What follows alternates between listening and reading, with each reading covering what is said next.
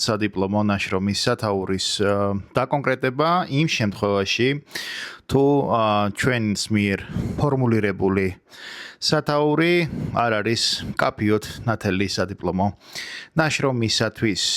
ეს იქნება ჩვენი დღევანდელი საუბრის თემა. შეგახსენებთ, რომ თქვენ უყურებთ სადიპლომო ნაშრომების მომზადებისთვის განკუთვნილ არხს, რომლის სახელიც არის სადიპლომო ნაშრომების გზამკვლევი. მასზე მუდმივად იდება ვიდეოები სადიპლომო ნაშრომების მომზადების თაობაზე, სხვადასხვა სპეციფიკის შესახებ, ეს არის პრაქტიკული რჩევები სადიპლომო ნაშრომების მომზადების შესახებ, რომლებიც არ არის ხელმისაწვდომი არც ერთ სხვა წყაროში, მას ვერ აგენერირებს ხელოვნური ინტელექტი.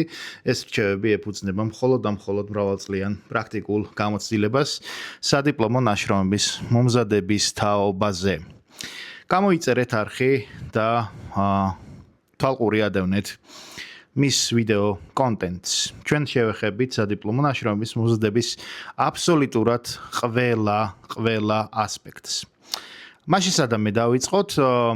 დღეს ვსაუბრობთ ისეთ შემთხვევაზე, როდესაც სადიპლომო ნაშრომის სათაური არ არის საკმაოდ მკაფიოდ ფორმულირებული და საჭირო ხდება სათაურის რედაქტირება. მე პრაქტიკაში სხვა არხზე ვთქვი და ახლა ამ არხზეც გავიმეორებ, რომ მქონია ისეთი შემთხვევები, როდესაც სადიპლომო ნაშრომის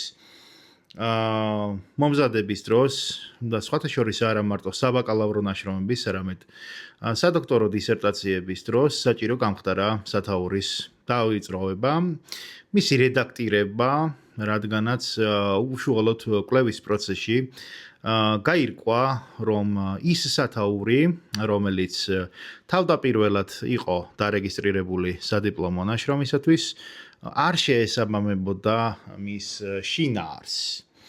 ასეთ შემთხვევაში რეკომენდირებული არის სადიპლომო ნაშრომის სათაურის რედაქტირება. რას გაძლევთ სადიპლომო ნაშრომის სათაურის რედაქტირება პრაქტიკულ ასპექტში? პირველი, სადიპლომო ნაშრომის რედაქტირების შემთხვევაში თქვენ შესაძლებლობა გააქვთ, რომ თავიდან აიცილოთ დამატებითი კითხვები დაცვის დროს. სადისერტაციო საბჭოსგან. მეორე, კვლევის პროფილი არის ნათელი. მესამე, თქვენთვის ვეგასაგებია, რაზე წერთ სადიპლომო ნაშრომს. მეოთხე, მკითხველისთვისაც გასაგებია ის, თუ რის შესახებ არის თქვენი სადიპლომო ნაშრომი და მეხუთე, არ გაჩნდება კითხვები იმასთან დაკავშირებით, ამოწურეთ თუ არა თქვენი კვლევის საგანი. უპასუხეთ თუ არა საკვლევ კითხვებს და ასე შემდეგ. დაიმახსოვრეთ, რომ სადიპლომო ნაშრომში ერთ-ერთი უმთავრესი, გარდა იმისა, რომ უნდა შეარჩიოთ აქტუალური თემა, ერთ-ერთი უმთავრესი ეს გახლავთ კვლევის საგნის ფარგლების მკაფიოდ განსაზღვრა.